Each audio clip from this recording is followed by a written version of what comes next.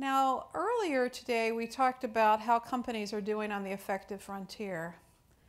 And Tony was gracious enough to talk about Intel's progress on the effective frontier. And Intel's done a great job. And Lisa Sauer from Procter & Gamble talked about their journey on the effective frontier. And again, we saw resiliency with year-over-year improvement. But I asked Philippe Lambotte to come and talk about the role of leadership and driving trade-offs. And I was fortunate enough to meet Philippe when he was at Kraft, managing customer service and logistics. And he since went to Merck. And what we're going to do is we're going to contrast the story of what happened at Kraft and what happened at Merck. And we're not only going to look at numbers, but we're going to hear from Philippe the leadership story behind why supply chain matters and the trade-offs. So Philippe, if I can ask you to come to the stage.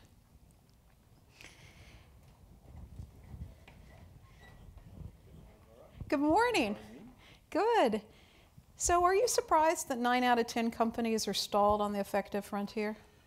Actually, originally, yes, but then as I talk to more and more company, it seems, despite the fact that everybody's talking about new technology like you introduced and new features like big data, there is a lot of company out there that actually have not applied or forgotten the very basic. And you know, as I work with a few companies like the pharmaceutical industry, some of those companies actually did not need, not because they were bad or you didn't have the right people, but some of those industry never needed to build those muscles. And I think as you try to apply, when the circumstances change, as you try to apply those muscles, suddenly you realize that you don't have any. Yeah. So let's take a look at some of the data. So when we look at revenue per employee, you know, I know you worked for many years in the food industry and also pharmaceutical. What do you see in this data about the ability to actually improve productivity? Did this surprise you, or does it match with what you saw? I think, you know, you would expect a much bigger continuous improvement indeed. What I think, and I can talk a little bit about it, the story is very often not linear. Many companies or many supply chain, many of us as supply chain leaders have to face very different circumstances. And I think as you talked this morning about the 2 to 4 year cycle, very often I thought to myself, when I was at Kraft, I've been at Kraft for about 22 years, basically every 2 to 3 years there would be some major change that would have a major impact on the company. And the question is, how much does that really reflect here? Because those changes sometimes are not linear and do not allow progress in supply chain altogether. Right. Now, Kraft and Merck were both global companies, but they define global very differently, right? Yes. I mean, I think global in consumer good, you know, consumer good has been a global company or a global industry that was much more local and is becoming more and more, you know, Lisa talked about the common platform. It's easier said than done to make sure that you bring what can be global and invisible to your consumer in a way that still maintain localization. And I think consumer good has been very local and over time is becoming more global. Pharmaceutical industry is actually a global industry. You had one product, you know, you could think that it's actually we're all humans, so we all act the same way, but the reality is you get very different regulatory around the world. And as those industries go into many local countries, they become more and more local. And I think you used to be global as defined decided by your headquarters. And now you have to understand what really locally, you know, the market really needs and start from there. So were you surprised at the big difference between pharmaceutical and food? I mean, I know you had spent many years in CPG and food, and then you went to pharmaceutical. But what was your experience like? Yes, absolutely. I think it was you know, I said to some of the colleagues here, you know, pharmaceutical is extremely regulated, and in your mind from the outside, you kind of think that regulatory is going to be helping you for a supply chain. The challenge is it also addresses a lot of processes that actually are antagonistic to a continuous improvement. So what you do is you have a notion of compliance as a notion of continuous improvement. And pharma has been an extremely successful industry in the past. Has been very much innovative. You know, Merck, for example, as a company, has literally brought vaccine to the world, saved millions of lives, and brand new products, which in the past 30 years have been able to be distributed very much like a push supply chain. As especially in Europe, but progressively also here in the US, as the cost of healthcare began to rise, there is a very different logic around return on investment that the government are actually applying. And you know, it's not intuitive, but at some point, you know, you think in Europe, you have so many different medicine that you think that literally what's the cost of that new medicine versus what I already have today. And again, a bit like we've heard from Intel, this is a very different logic that the pharma industry now have to deal with, where now they have to transform themselves from outside in as opposed to inside out. And again, it's, I think as you look to your table there's a lot more push supply chain out there than one would have us believe. And what do you think the barrier is of going from outside in to, you know, really making that transition? Well, I think you basically, you talked about, you know, exercise. I think it's really about a company, when the company doesn't have to or has been very successful, you are in this very relaxed mode where you don't realize that you don't actually use muscles, and you confuse your business success for a supply chain excellence. And so very often in the past there's been you know, if you're successful and growing, that means your supply chain must be successful. Actually, I found that very often is the contrary. You are, you know, pretty good. You look at your market share very often. We talked about shareholder value. Your market can go up, but it's actually at the detriment of building capabilities. When the muscle need to be exercised, you realize you don't have any. And that type of change can go much faster than you would think. And I think pharma industry now is a major turn where the world is changing. There's less innovative medicine, and they have to radically change. Do you agree with my placement of putting pharmaceutical behind food and beverage and consumer packaged goods? Yes, and I think, again, I think it's in terms of not necessarily equal to it's true for the capability of the supply chain. It's obviously not necessarily true for the business as a whole.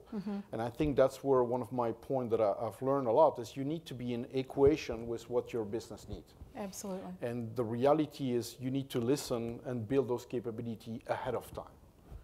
And I think pharmaceutical has a lot to learn because they were very successful. You know, it's a notion of it's a drug that you need to provide to a patient. You're talking about lives. And as much as I like, you know, Oreo cookies to be available, I had a lot more higher blood pressure when, you know, cancer drugs were not available than when I missed a few cookies. So you have to be much more ready. And inventory is very often the way to get there. Well, do you mind to tell us your story? If we look at, you know, the Bristol-Myers Squibb and the Merck story, what we see is Bristol-Myers Squibb actually scores the best on the index. We've not finished all the work. But when we look at the companies and the overall size of the companies, Merck was much bigger than Bristol-Myers and should have had scale, right? But you went through a merger and acquisition that was a pretty painful one with Pfizer. And so if we look at these charts, right, and when we saw P&G and we saw Colgate, we saw very tight charts, right? But when we look at pharmaceutical and we look at Merck and we look at Bristol-Myers Squibb, right, on that cash versus inventory turns, Bristol-Myers Squibb outperformed you, right? Right. What do you see in this number? Well, I think you have to step back and look at those two companies. Obviously, the products are very different, but Merck acquired or merged with a company called Schering-Plough in 2009. And when you talk about, I don't think we've talked a lot about merger and acquisition overall, but many of us are probably in companies that have been shedding businesses or acquiring. And we talked about resilience. Resilience of a supply chain is tested to the utmost at the time of a merger and acquisition, definitely an acquisition. And Merck actually acquired a company which was about its size in 2009. It was a $41 billion acquisition. Now, it's not only that it was big, it was in the history of Merck, that was the first major acquisition Merck had done. So what you had is people that were doing, and you have another chart, inventory turn before 2009, were actually what you see from 2002 all the way to 2009, you see inventory turn going up, meaning, you know, we were in continuous improvement mode, but it was a much simpler business at the time, was mainly United States and 5 major European countries. When the merger came in with Schering-Plough, it was a great merger, but Schering-Plough brought many more bigger footprint in emerging markets. And the number of people went from 50,000 to 90,000 employees. The factory doubled in numbers. And therefore, the great talent of supply chain were basically stretched very thin to manage the whole thing. And what you then see is you see that type of effect. Basically, Merck slide back, and all the good practice that were in place, and I wasn't there at the time, but everybody in Merck says, you know, we were on the way to implement a lot of good practice. All of that went back because it was a merger and acquisition crisis mode.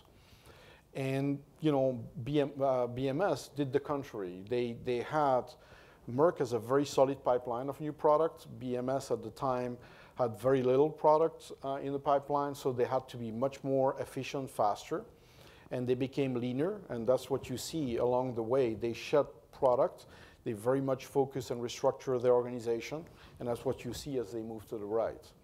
So it's how much you have a disturbance, very big one here. You see 2 companies that have had major change compared to the one you saw earlier, you showed us earlier.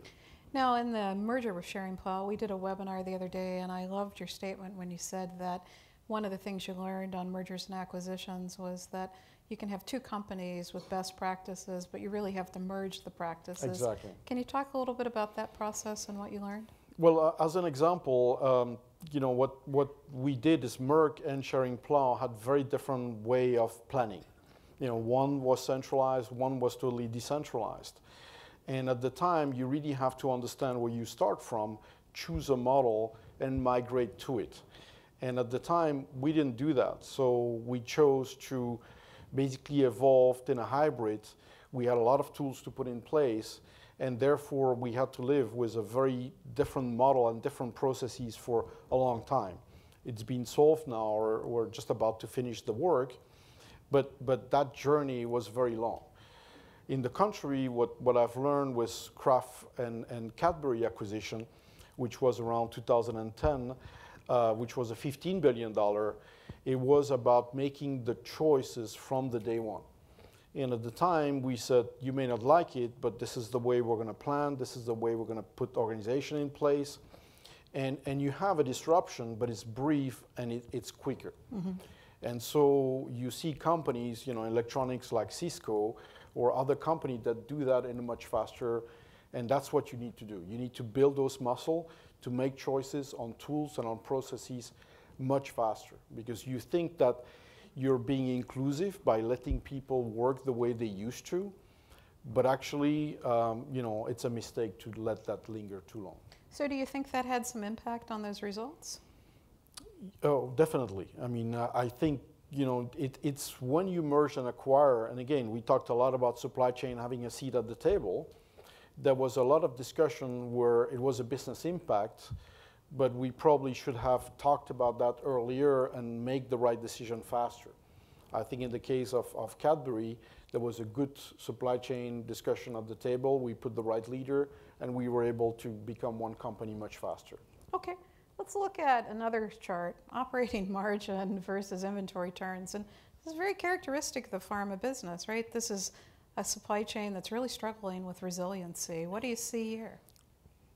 Well, obviously, again, you see a lot of movement there. But what I've learned as you change from consumer good to pharma, we should not underestimate the impact on patent. So on one hand, as you all know, you know, when you launch a new product, you have a patent protected for about 20 years, and then it's over. And I lived through that. And, you know, when those patents come in and out, it's amazing what it does to your supply chain. And again, you need to be ready for that. And very often, the assumption from the business is you're going to bring the next big thing, and from a total revenue, you will not have an impact. Now, from a supply chain point of view, as an example of Singular, and that's been published, I'm not revealing anything here, but Singular was the #1 product of Merck up to 2011 with about $5 to $6 billion revenue. And within 3 weeks, when in August it came off patent in the US, we basically lost the velocity. 90% of the velocity of the product was lost within the next 3 weeks. So you suddenly have your #1 product that basically disappear. Why? Because you've got obviously generics. And intellectually you understand that. But if you don't plan on your, and work with your sales and marketing leader and understand that, you have totally the wrong supply chain at the wrong moment. But if we look at the evolution of that muscle and the role of leadership, right? And we look at the averages of Bristol Myers Squibb versus Merck versus other drug manufacturers. What can you tell us about muscle and leadership in this journey? What did you learn? Well, I think what really I learned is I think it's #1, you first have to have that seat at the table. You really have to have a discussion with your business leader, be ahead of time so that you can prepare. And very often business leader would not tell you about things that are going to change because it's confidential. And before you know it, you're running behind. In the case where that happens, and again, it's a big average here, but if you're ahead of time, you can develop those muscle way better. And I think at Merck, we've had a great example with the growth of vaccine, where we have a great leader and a great combination between vaccine that require a 3 to 4 years investment ahead of time with what the business wants to do.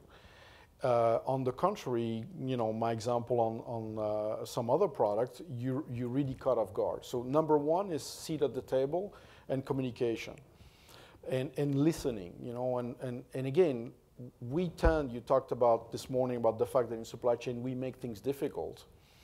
I think we need to make things easy. Mm-hmm. And very often what I found is we're not very good as supply chain leader to explain the implication of what a business leader is deciding. Mm-hmm.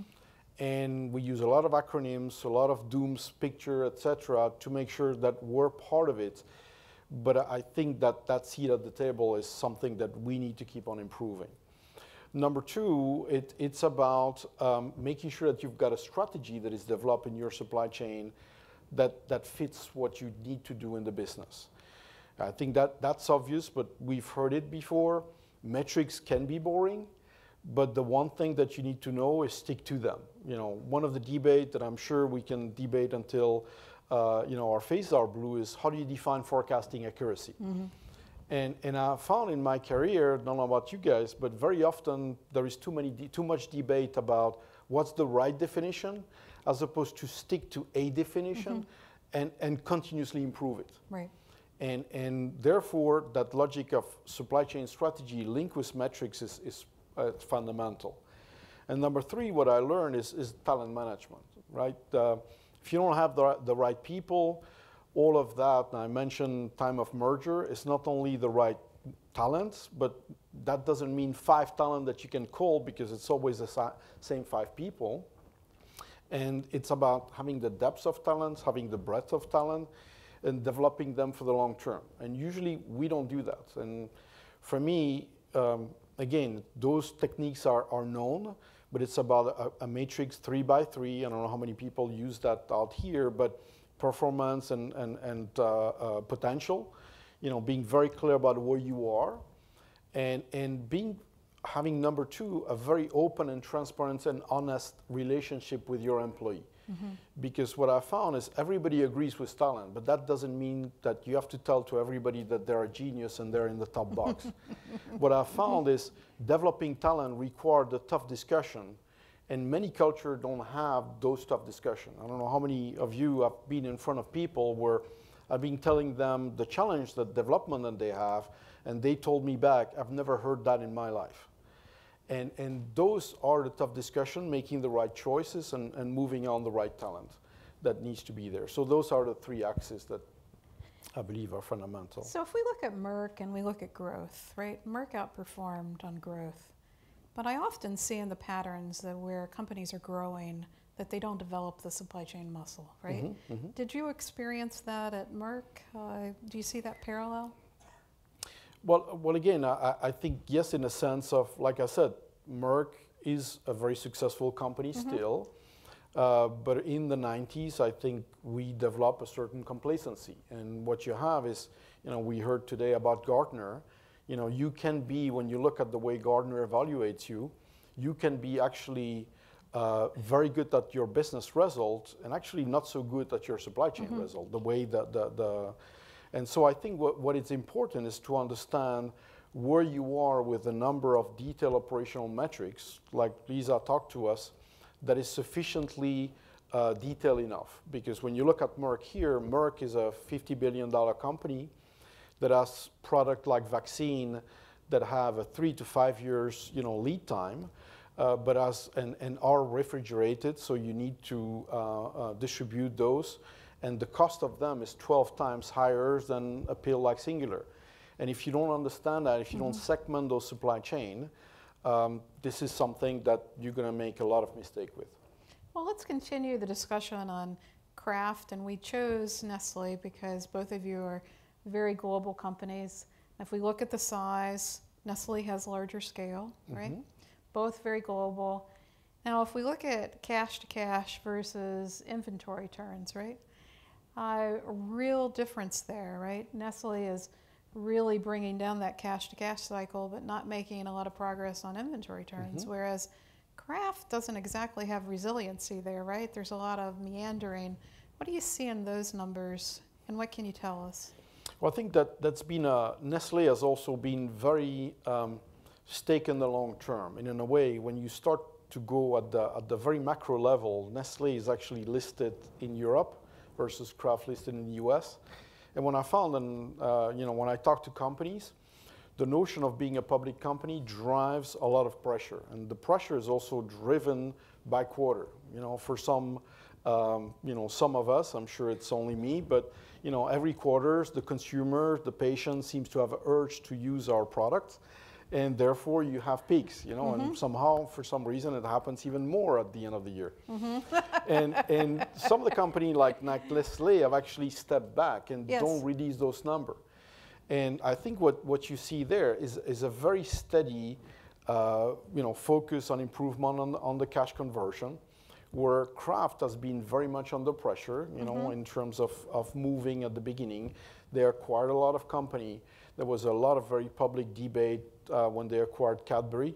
So there was internally a lot of that pressure, which I would call white noise, where sometimes as a supply chain leader, you have to go for service and because it's top line. And then the next year it's about, no, we just promise a radical improvement of cash flow. So you have to do cash flow. And what I lived through at Kraft was a lot of those change with overall led to improvement, but still the pressure was very much on to drive, in the case of Kraft, a lot of cash flow improvement to actually fund the acquisition of Cadbury. Well, let's look at a different view. So inventory turns versus revenue per employee. Kraft actually outperformed Nestle on revenue per employee, even though it didn't have scale. Did this surprise you? Yes, I mean, I think it's a question of how much pressure you put there, how much, again, centralization of processes you drive. But again, I think, when you look at those two companies, you have to look at the underlying businesses and region to understand what the trends were. But overall, I think it's about, are you staying the course or not? And very often you see many companies are not staying the course. But when we look at operating margin, this is where the rubber really hits the road on the intersection of operating margin and inventory turns. What happened, Philippe, that we went backwards in operating margin? Well, I think there's been a lot of change, again, when you talk about the mix of products. Again, when you talk about the growth, what Nestle versus Kraft had is Nestle was much more present in emerging markets than Kraft. And Kraft really gave itself a lot of drive to go from what was at the time very little presence in emerging market to a much bigger presence. And Cadbury actually gave Kraft a lot of that presence in Asia, for example, in Latin America. So what happened is Kraft really built that scale, but you do that like it's in China, for example, you do that at the detriment of scale.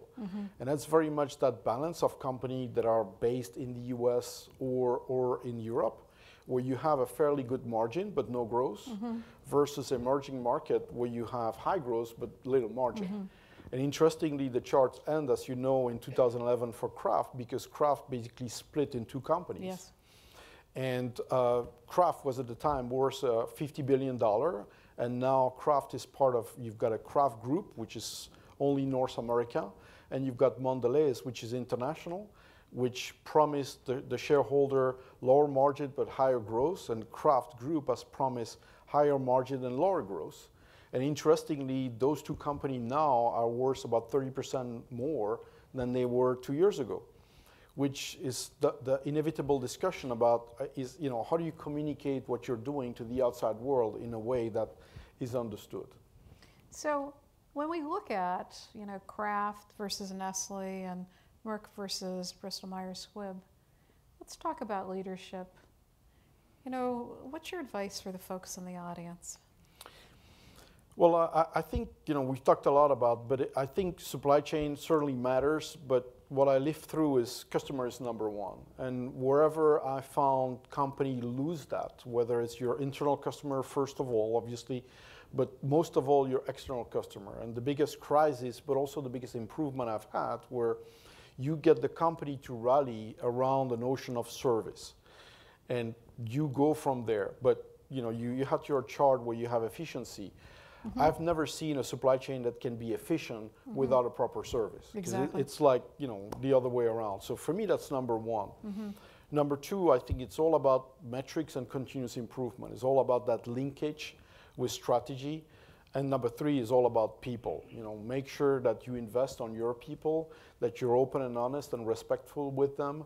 But certainly if you want to go in emerging market, we've heard that, you're trying to use local Chinese is easier than done, because what we're talking about here, end-to-end supply chain management, some of those skills just don't exist in some of those countries. They need to be built. And for that, you need to invest with the right expat, at the long term, and that can take years. And unfortunately, in the world of talent, we're all competing for the same talent. You need to have that depth of talent, because your best people might actually leave, before you actually can leverage them. And we actually see that, and we'll have a panel about that next. What questions do you have for Philippe about leadership and the evolution of supply chain? Philippe, you've been a great leader around customer service and really driving customer.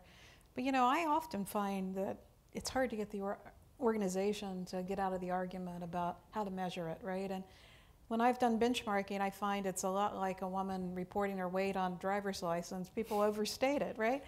And, how do we deal with that and get more honest about it, Well, I think what I've found is, first of all, you need to put it on the agenda of the executive board. And I think what has worked is, what gets managed, measure gets managed, whether it's inventory or service. At Merck and at Kraft now, it's in the company scorecard, and everybody top down with a technician all the way to the CEO gets measured on service. Once you've passed that, then you get to the point about how do we measure it? Is it different by customer? But I think it needs to be measured in a way that is impacting more than the supply chain people. Yeah. And I thought it was interesting, both Procter & Gamble and Intel talked about measuring it in the way that's meaningful for the customer, which I think a lot of companies miss. So when I talk about imagine in the supply chain of the future, what excites you? Well, I think about a supply chain, your 3D, all the big data is about, we think about supply chain going from right to left or left to right. And so what we don't think about is we've been raised and trained sequentially. And I think it's not that we can go faster, but very often, we think about the Ford theory where, if I had asked the people what they needed, they would have told me I need a faster horse. We think about those sequentiality when in fact the world works in concentric circles. And what excites me is making things available anywhere, anytime, much faster. And when we think those are new processes, right? What I worked when I was working at Kraft, the notion of using the point of sales data was not the question of how do you take it, and very often you move that visibility down the line, and by the time it gets to the plants, actually the notion is gone. The new process was actually to use that data directly at the plant, bypassing every single department in the middle. And that's what's excited me is that can we think about our supply chain the way we use our phone, the way our kids use the internet? And everything is much more available. I think the technology is there. Sometimes we have blinders that prevent us from thinking about it this way. That is so true. You know, so many people talk it, right? But, you know, we've been at the use of point of sale data since the late 1980s, and I know you and I have talked for the last decade about the use, but we accept bullwhip and distortion in the demand signal, right? And when most people talk about demand, they think about archaic forecasting processes, right? And so this bigger demand-driven demand management is something that's hard for people to conceptualize. Exactly, exactly. Okay, any questions? Okay, I see one question in the middle of the room. If you don't mind to say your name and your company. Sure, Lori Pelletier with IBM. Hi, Lori. And hi, how are you today? Pretty good, I've Lori. heard a lot of questions about advice for the future, and you asked a lot of the folks in the panel. I was wondering, with all your experience, Philippe, is there a point in time where you would have done something differently, or a lesson learned maybe the hard way? Yes, definitely. I think we can be at the same time, you know, we talked about a lot about the tools, but in my experience moving from consumer good to pharma, I thought it was all about the industry and understanding how the industry works in terms of products. And what I found is actually the reapplicability across industry, and you must see that as IBM, is very common. What makes a good or bad supply chain is common across all the industry. And what I wish I could have done differently is, you know, we're all very action-driven, action-oriented, is how can you, my point number one, how can you stop and listen to what your business is telling them instead of feeding them the solution that you know is going to work, but that they have not even understood what the problem was. And you know, that's something, you know, that is personal to me, but very often we don't spend enough time listening to our stakeholder and translating back into something which is relevant to them. You know, and you talked about supply chain with your picture, you know, it's actually something that comes from the fact that we all fought to get a place. You know, many of our position here today in the room or on live stream, many of the positions did not exist, or our role did not exist 20 years ago. You know, but now they do, and maybe we're part of the problem because we keep coming back to justify ourselves instead of imagine and stepping back out of it and translate in a way that is much more relevant to our business colleague. Wonderful question. Thank you. Any other questions in the audience? Well, Philippe, you've done a great service for the industry. When I think about customer service and I think about the work you did on Kraft teams and the evolution of Schering-Plough and Merck, you're a great leader, and I appreciate you coming today. And you're going to be with us all day if people want to network. And I think that so often it's the leadership and the choices behind the chart that we really need to understand. Thank you very much. Thank you so much. Thank you, everyone.